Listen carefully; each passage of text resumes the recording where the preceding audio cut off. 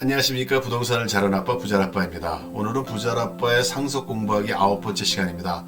상속세법의 정식 명칭은 상속세 및 증여세법으로 법률 19195호입니다. 사전적으로도 상속은 자연인인 개인이 사망이나 실종이 되어 그 일신상의 모든 재산을 이전한 것을 의미하며, 증여는 살아생전에 개인이나 법인한테 무상으로 재산을 이전하는 것을 의미합니다. 결국 재산이 이전되는 시기에 따라서 상속과 증여로 나뉘게 되는 것입니다.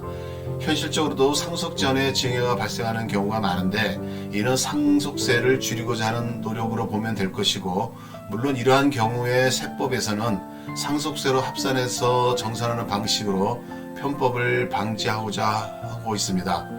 이 외에도 상속이나 증여를 받은 재산을 양도하는 경우에는 양도소득세가 발생하는데, 이 상속세나 증여세를 어떤 식으로 신고했는지에 따라 양도소득세에도 영향을 주게 됩니다.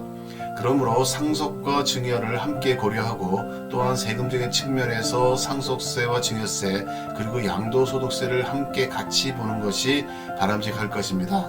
오늘은 상속 전에 행하는 사전 증여와 상속 물건을 처분할 때 발생하는 양도소득세에 대해서 공부해 보도록 하겠습니다. 이 상속세율표를 보시면 느끼시겠지만,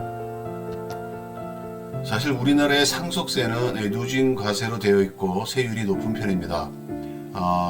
과세 표준이 30억을 넘으면 세율이 50%가 되니, 만약에 과세 표준이 100억 정도 되는 재산가에게 상속 이벤트가 발생한다고 하면 상속세는 45억 4천만 원을 내야 됩니다. 정말 그 어마어마한 금액으로 상속을 몇 번 하면 아마 재산이 다 없어질 지경입니다. 그래서 상속세를 줄이기 위해서는 증여를 고려하지 않을 수 없는데, 이를 사전 증여라고 합니다.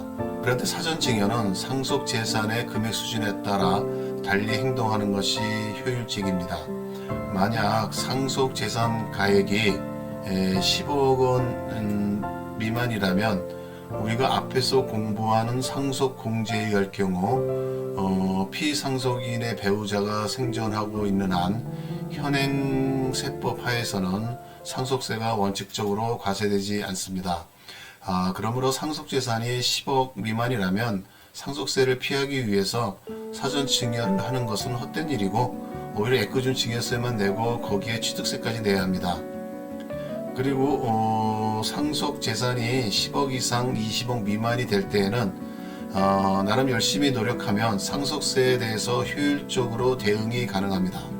즉, 재산의 일부를 사전 증여하거나 상속 준비 기간 중에 합법적인 수준에서 재산을 인출함으로써 과세 표준을 낮출 수 있습니다.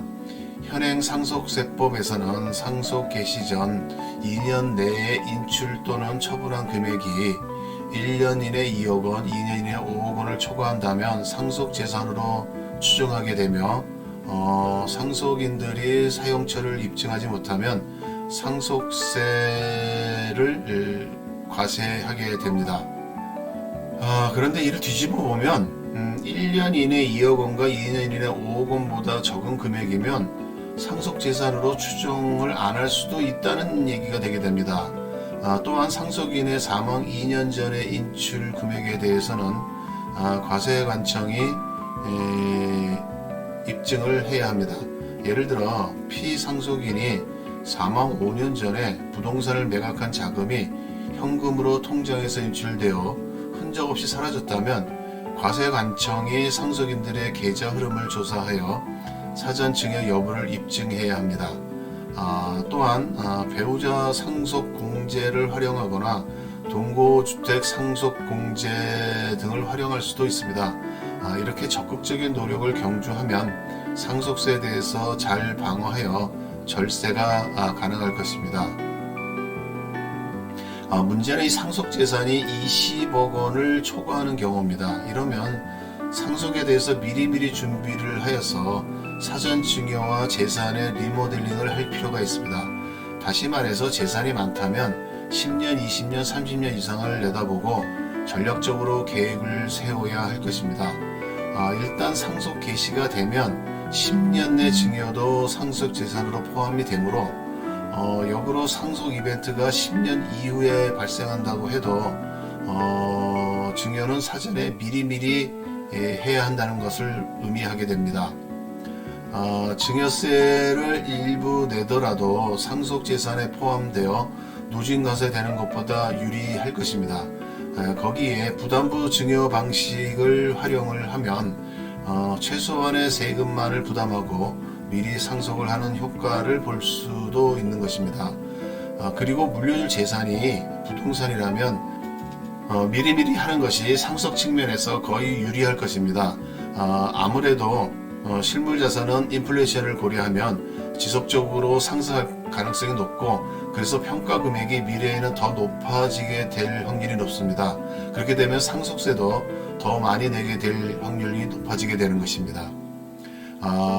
그러므로 자기 자손에게 자신의 부를 이전시키고자 하는 경우에 미리미리 준비할 필요가 있습니다. 자식이 태어나자마자 증여를 하기 시작하면 5, 60년가량 합법적으로 증여를 할 수 있고, 손주가 태어나자마자 증여를 하기 시작하면 한 30년가량은 합법적으로 증여를 할 수 있는데, 이러한 기간 동안에 전략적으로 사전 증여를 하다가 마지막에 상속을 하게 되면 상당한 금액을 절세할 수 있을 것입니다. 근데 물론 그렇게 하기 위해서는 먼저 부자가 되어야 할 것입니다. 상속재산이 전부 금융자산이면 상속세만 내면 그냥 끝나게 됩니다. 하지만 그런 경우보다는 부동산이 포함되어 있는 경우가 대다수이고, 그렇게 부동산을 상속받게 되면 다양한 세금에 노출이 되게 됩니다. 부동산을 자신의 명의로 하려면 취득세를, 일정 기간 보유를 하게 되면 재산세와 종합부동산세, 그리고 해당 부동산을 임대하면 임대소득세, 매각을 하게 되면 양도소득세를 납부해야 합니다. 여기서 가장 금액이 크고 중요한 것은 양도소득세가 되게 됩니다. 그런데 상속을 통해 취득한 자산의 양도소득세 과세 방식은 일반 취득의 경우와 좀 다른 부분이 있습니다. 양도소득세는 양도 및 취득가액을 실거래가액으로 과세를 하게 되는데, 상속의 경우에 양도가액은 실거래가가 적용이 되니 문제가 없으나 취득가액이 문제가 되게 됩니다. 만약에 취득세를 적게 하기 위해서 취득가액을 기준시가로 하는 경우에 양도가액은 실거래가액으로 하기 때문에 그 차액이 커지게 되고, 그러면 양도소득세를 많이 내게 됩니다. 상속받은 주택이 양도세가 비과세되는 경우가 있는데, 이는 무주택자가 그 1주택을 상속받은 경우와 1세대 1주택자가 1주택을 상속받는 경우입니다.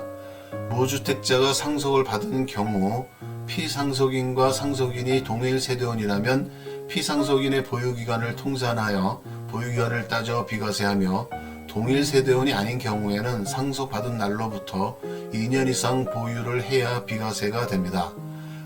결국 비과세를 따질 때는 동일 세대원이 상속받는 경우가 그렇지 않은 경우보다 유리함을 알 수 있습니다.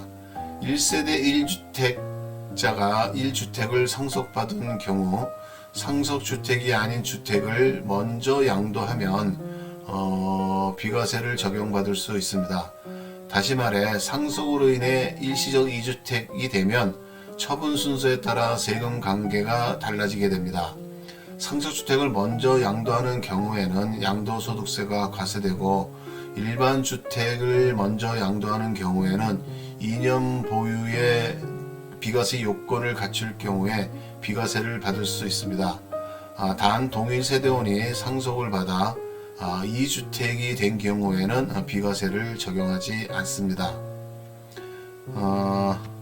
또한 그 피상속인이 여러 채의 주택을 남긴 경우에는 한 채만 상속주택으로 보아 일반 주택에 대한 비과세가 가능하게 됩니다.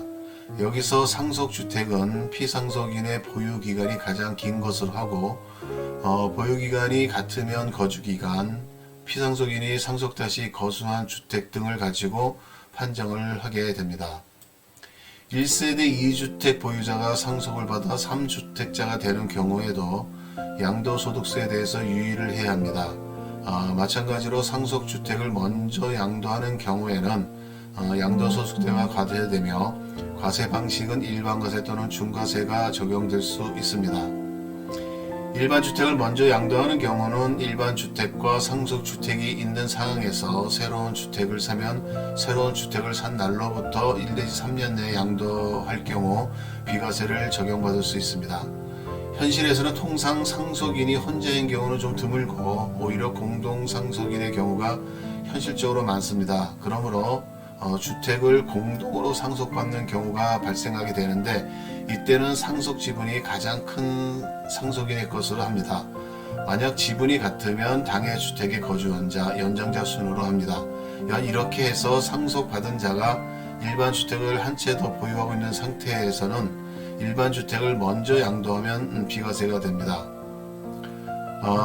주택 말고 농지도 상속을 받으면 양도소득세 감면을 받을 수 있습니다. 이런 피상속인의 작용기간을 승계받아 8년 작용한 농지에 대해 감면을 받을 수 있는 것입니다.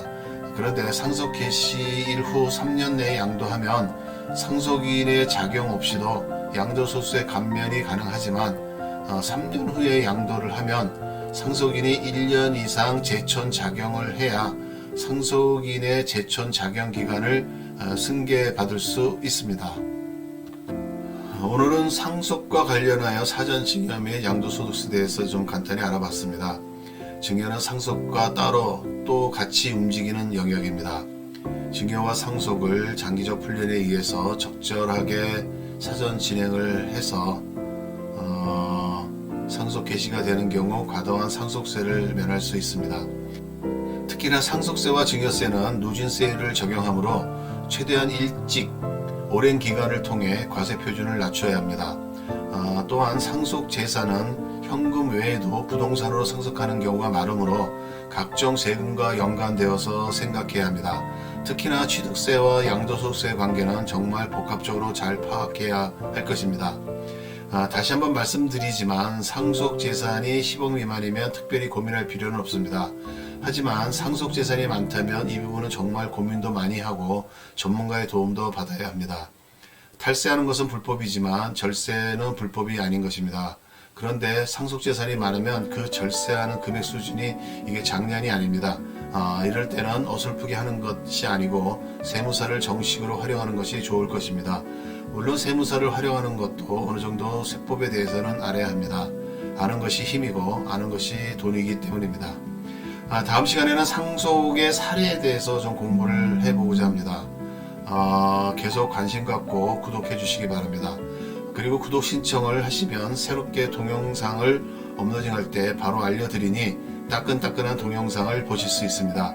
꼭 구독 신청하셔서 저에게 힘도 주고 긴밀한 소통도 했으면 좋겠습니다. 이상은 부자라빠의 상속 공부하기였습니다. 감사합니다.